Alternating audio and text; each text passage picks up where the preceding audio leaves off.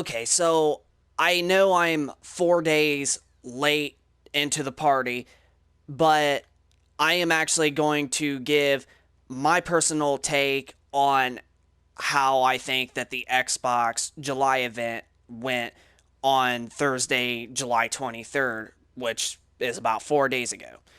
Now, all of the games, I honestly think that. Now, what really pisses me off quite the most, especially, is that everybody says that Xbox still didn't do it. No, when I watched this Xbox July event, I honestly said at the end that this was a much better show than what Xbox did on May 7th and all other, showcases of games way beyond that. But it still did not do as much as what Sony showed off for the PlayStation 5 on June 11th. So I will give everybody credit for that. Now, but most of the games that they showed off, I was actually really excited, and I'm still am very excited for the Xbox Series X. Now, the most game that I was the most hyped for was right when they said, stay tuned in before we end the video. There is one last thing. And it was like, I was like, oh man, this is going to be Fable. I have a feeling, I guarantee it, this is going to be the Fable. Because it was rumored that Fable was going to be the last, bit of the show. And it ended up being true. And once I seen that that was a Fable, teaser trailer, I was like, yes, Fable is finally coming back. So, Fable, the reboot, was my number one most hyped game that they showed off at the Xbox July event. But I have been watching quite several of the YouTubers that I really love and that I've watched all their videos on. I watch Review Tech USA, the Actman, Crap Gamer Reviews, and several others, Austin Evans. And they basically had this to say about the Halo Infinite. And honestly, I got to give it where credit is due. So I have to really give them credit. But they were all talking about, now I don't know if Austin Evans did or not, but Review Tech USA and the Ackman absolutely did. And talking about Halo Infinite, where the game, it doesn't look like a next gen game. Now, the gameplay wise, the overall open world level design was actually really massive and really great. It brings back some memories of the old original Halo games, but they did mention that the graphics were basically not that well done. And I have to literally give them, like I said, I have to give it where credit is due. But I don't know. I think I did watch Austin Evans' video on something about the Xbox July event, and he said that he also didn't think that the graphics were done, but I can't remember. I don't watch Austin Evans' videos as much as I do the other two that I've said. But yeah, I literally just, I have to like give them a lot of credit. The gameplay really looked phenomenal. It looked like it looks better than Halo 5 Guardians. Like that's the game that everybody really did not like. But yeah, I have to literally give them credit on especially everything that they have said. The graphics literally don't look like a next generation game. I mean, if you look at a game like, look at Spider-Man Miles Morales, that game actually looks like next gen. And everybody's talking about how the PS5 is not quite as powerful as the Xbox Series X. Well, apparently it must be more powerful, because if a game like Spider-Man Miles Morales looks really great compared to Halo Infinite on a more powerful console, then that basically tells you that the PS5 is basically pretty much more powerful with its SSDs and whatnot. But moving on. So they even also stated that a game Halo 5 Guardians on the Xbox One X looks even better than Halo Infinite running on the Series X. And then they're saying that, oh, it's still just a demo and all that, which, you know, the game's been in development for quite some time now. It has literally been in development for about 3 to maybe 4 years. And it originally got announced at E3 2018. And it still hasn't been improved on its graphics. I mean, come on, Microsoft, you're really doing it. You really did better at this show than you have at any other show. But why are you showing us a current gen game that literally does not look like next gen? Like, why?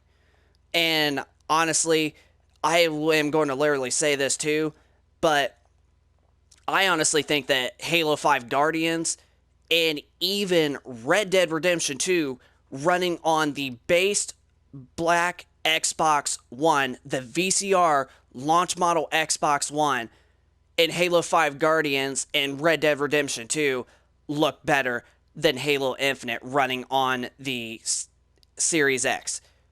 Yeah. And you're talking about a game, Red Dead Redemption 2, the worst, you know, this is the lowest resolution you are going to get on Red Dead Redemption 2.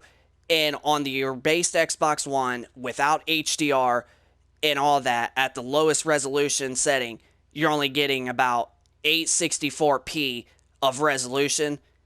And you're talking about a game that came out almost 2 years ago, and it looks even better on that system compared to Halo Infinite on a more powerful 12 teraflop system. Like, look at this. Like, let's compare it. Okay, the base Xbox One, it is only around 1.2 to 1.3 teraflops.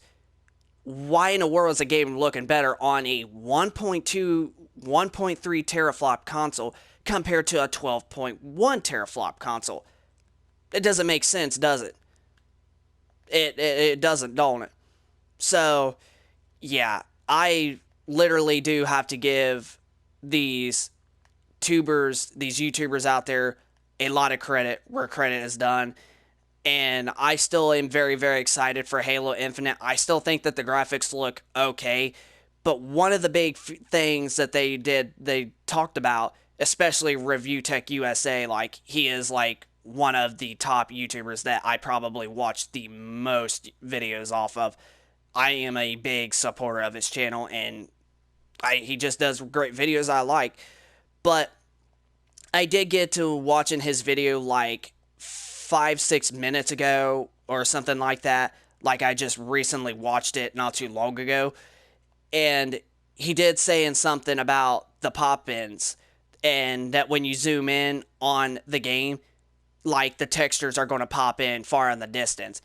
And that is supposed to be taken care of with the SSDs and both inside of the PS5 and the Xbox Series S, or the Xbox Series X. Like, dang, Microsoft, I just don't understand why you can't word your stuff right.